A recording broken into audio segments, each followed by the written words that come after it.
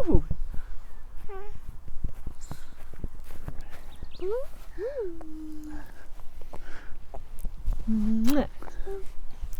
Hi, sweetie. Hey, everybody. Hey. 2.5 years now into the Unite the World Firsthand Drive Around the Whole World global movement.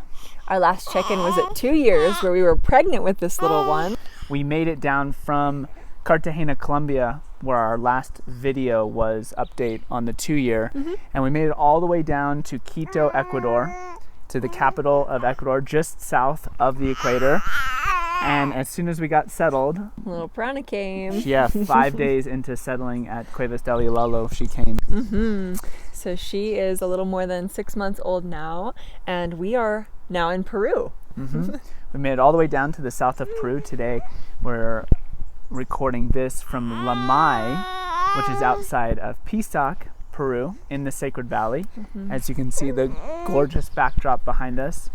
We're taking care of a big estate, a hacienda called Incandescent, formerly known to the locals as... Yeah, they all knew it as Paucartica, but it's not an open hacienda anymore. It's just run by a couple who are using the space for their own purposes. We're enjoying our time here, learning a lot, working our butts off every single day. We really haven't stopped since Costa Rica when we decided that Prana was going to be coming into our lives. Yeah, it's been nonstop work, play, professional. Everything we're doing is applied towards our growth and making this trip happen, making it more than happen, making it lucrative, and making it lucrative for other people as well, which is one of the things that we're doing. We're teaching how to become a traveler like we are. Yeah, and we're starting to host more classes and combine our classes together. The yoga, the flow arts, fire spinning, and the professional travel. We find that with this full year of commitment, we've more or less settled into this lifestyle, and it's become relatively easy. I mean, granted, there are pockets of challenges, but we're so conditioned to know how to manage those challenges through our internal focusing practices, the Qigong, the yoga. The problematic energies are gone. I mean, there's always a risk, we keep going into the unknown, but that's really what we're loving with this. Yeah, that's kind of the point. And there's going to be pressure in life everywhere. This is the kind of pressure that we enjoy. And interestingly enough, I thought that having a baby on this journey was going to make it harder, but it's actually made it easier. She really lights up the room and cheers everybody up and is our little spirit canary. Though Catherine and I are pretty sensitive and intuitive and analytical, with people, with places, she's even more so. She's more sensitive, and so if it's not the right place for us, not the right vibe, she starts to get upset and we clear out. And we attract the right people who love her and love us, see what we're doing. We're really hyper-focused. We've let go of some people that we have been working with, but they weren't necessarily fully enthusiastic about this journey, more just kind of thinking about what's in it for me. Or for business. And though we understand that, at the same time, we're working for something greater than business, than money. We're working to create this movement. And we're uniting the world firsthand. Yeah, encouraging other people to recognize how the world is quite friendly and manageable. It's a wonderful time we live in with our technology, as well as the people and places that don't have the technology. We have the options of both, of being connected and disconnected together in unfamiliar places, as well as in places that are more familiar with cultures and people who have already come into the areas. The people that we're living with now, one is from Argentina, but he's lived all over the world, particularly in Los Angeles and Egypt. And then his partner is from Australia, from Melbourne, and she also too is, used to being in the US, used to being in Egypt, used to being in Mexico, similar places that I've been, that we've been. And it's great. I mean, it's really awesome. We're really getting the best of all worlds here. Up and coming, we'll be here for a little less than a month now. Actually, as of recording today, I think we have 1 month left on our visa in Peru. Yeah. We're going to have a love ceremony, or a wedding, at the end of this month on August 27th.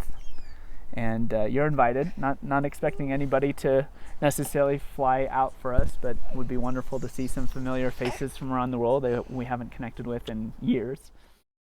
Our friends from Mexico, our Chinese friends Feng and Summer, that we met throughout Mexico, They flew here. They flew to see here. us. Yeah, they're gonna for our love ceremony. and they're gonna have one too. So it's pretty cool to have another couple. They're pretty much like our best friends as far as travel-wise go. The people that we've kind of connected with and meshed with the most, doing similar things but in their own way.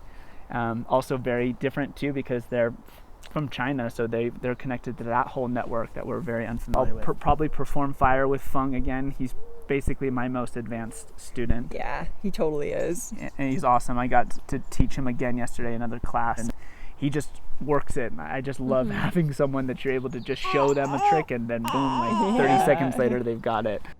I have a wonderful hula hooping student who's challenging me to integrate belly dancing in with it because she's from Iran, so she has belly dancing kind of as a second nature, and that's something that I've been practicing too. So it's really awesome. I'm really looking forward to designing something with her. And we're just a couple weeks away. We have three new students here. One from Peru, from Lima, but she's kind of in the process of moving down here or maybe going to Europe, and then two from Iran. So that's 2 new countries to rep. With all of them burning, that'll equal 22 students we've trained from scratch to fire spin. Yep. And then we're going to have our love ceremony right after that.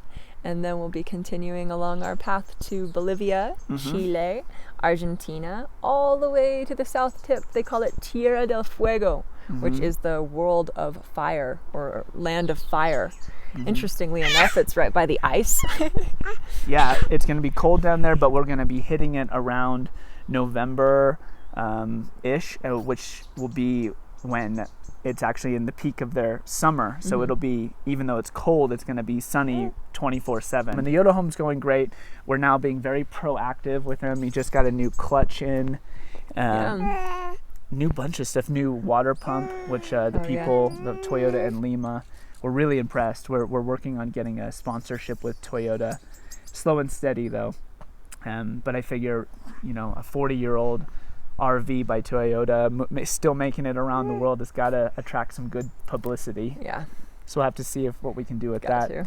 But they had them do a little checkup in Lima before we got here, and they just recommend getting a water pump. So we had that replaced. Underneath the hood is awesome. Yeah. We're gonna have to replace, though, the back at a certain point is all wood and it's all wet. So at a certain point, the Yoda is gonna get a huge makeover. It's gonna look a lot different. It's Brazil and Rio de Janeiro, where we're gonna be hosting. I'll be hosting my first ever teacher training of yoga, qigong, future observation, as well as some flow arts fire spinning on the side. So that's our update. Thank you for following along this journey with us. If you'd like to learn more about it, support us, become a private student, or perhaps get your certification for yoga, qigong, and future observation, please reach out. Any of these contact methods will do. You can also reach out to us in our links down in the video description. Thanks so much. See you around the world.